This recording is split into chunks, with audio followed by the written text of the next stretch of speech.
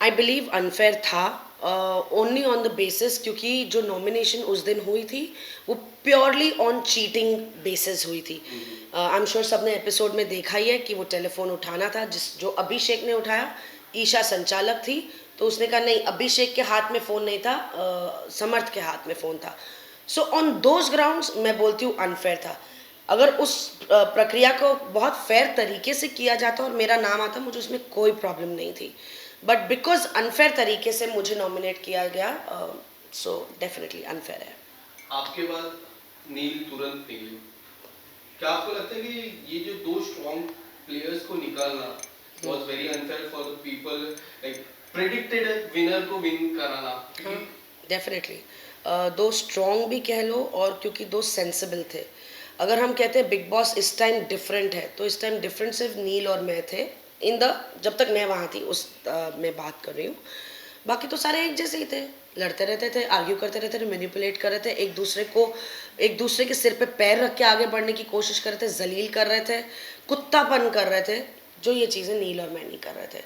तो फिर big boss different है बट सेम है। Okay, so how's your journey? Tell us something, the biggest learning thing that you have learned from this journey. I will not say I've learned something from Big Boss. हाँ, learn मैंने ये ज़रूर किया है, हमने ये अक्सर डायलॉग्स में बोला है या कहानियों में सुना है या किसी के साथ कुछ हादसा हुआ सुना है कि इंसान कितना कमीना हो सकता है। ये मैंने बिग बॉस में देखा कि कैसे एक इंसान दूसरे इंसान की वल्नरेबिलिटी को इस्तेमाल कर सकता है। जैसे ना, एक टास्क आया था हमारा, गिद्ध के आगे मांस डालो, ये मैंने ह्यूमन फॉर्म में बिग बॉस में देखा है। इट्स एंड मैं रो पड़ी थी, मेरे आंसू निकल गए थे कि यार कोई ऐसे कैसे कर सकता है यार, कोई अपने एकदम वल्नरेबल स्टेज में और दूसरे आके ऐसे कि हम तुझे नोचेंगे, जैसे वल्चर को एक मांस मिला है। सो ये सब मैंने सीखा नहीं पर देखा, सुना तो बहुत था in life, but I witness में मुझे नील ने पूछा भी था कि आप क्यों इतना इफेक्ट हो रही हैं, ये सब तो होता है। आई सेड हाँ, पर शायद आज जिंदगी में पहली बार देख रही हूँ तो इसीलिए मुझे बहुत बुरा लग रहा है। yes.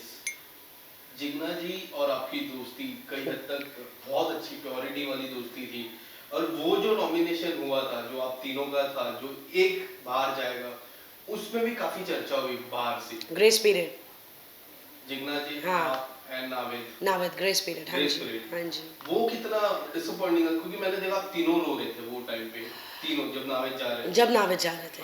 बिकॉज ऑनेस्टली नावेद ने बहुत एफर्ट डाला था फ्रॉम समवन जो एकदम अलग country, culture, values, language being the biggest barrier, क्योंकि जब तक नावेद को सिचुएशन समझाई नहीं जाएगी वो अपना ओपिनियन फॉर्म नहीं कर पाएगा।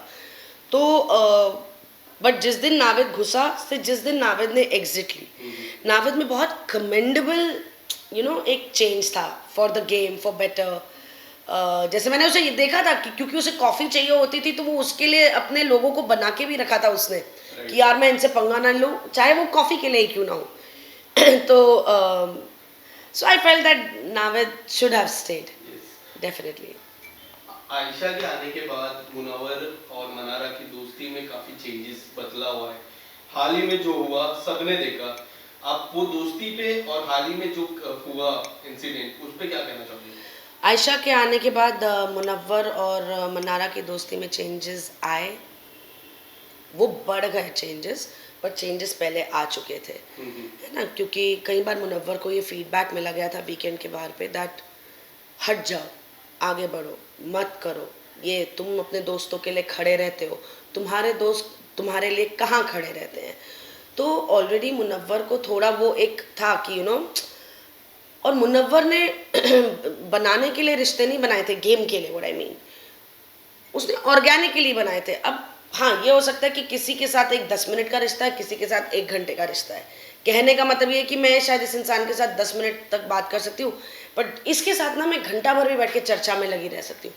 तो मुनव्वर के रिश्ते फेक नहीं थे, बट मुनव्वर और मनारा के बीच में ऑलरेडी थोड़े थोड़े वो डिस्टेंस आ रहा था, क्योंकि this was the feedback given to Munawar, right. और उस दौरान आयशा आ गई, तो अब वो पहले अपनी जिंदगी को सही करे कि मनारा को वो attention they, but Mannara being Mannara, उसे सिर्फ अटेंशन चाहिए क्योंकि दोस्ती उसके लिए वही है कि आप मुझे अटेंशन नहीं दे रहे, अब मेरा फन कौन करेगा मैम, अब मैं बात किससे करूँगी। मैंने उसको कहा, मैंने कहा मनारा मैं तेरे साथ 4 घंटे बात नहीं कर सकती, मैं 1 घंटा बात कर सकती हूँ, you know, as a friend this is what I can do for you, but वो जो तेरा फन, तेरी वाइब, तेरी ट्राइब है भैया, मैं वो पूरी नहीं कर पाऊँगी, तो that you see. Rinku ji, एक बात है, मैंने 5th हफ्ते में आपकी जब मम्मी और सिस्टर का इंटरव्यू हो रहा था, मैंने एक सवाल पूछा था उनसे, उनका जवाब मैं बताऊंगा। पहले आपका सवाल जानना चाहूंगा कि अंकिता ने ना लगभग 6 बार एक शख्स का नाम लिया जो इस दुनिया में नहीं है। हाँ, मैंने बार भी बार। ये सुना है। हाँ। हाँ, तो काफी लोग का बाहर से मिक्स रिएक्शन था कि ये एक मुद्दा हो सकता है कि टीआरपी और मिले अंकिता, पर्सनली हाँ अंकिता जी, को, समझी मैं। क्योंकि लोग अभी भी आफ्टर 2-3 इयर्स अभी भी ट्विटर पे ट्रेंड करते हैं डेली।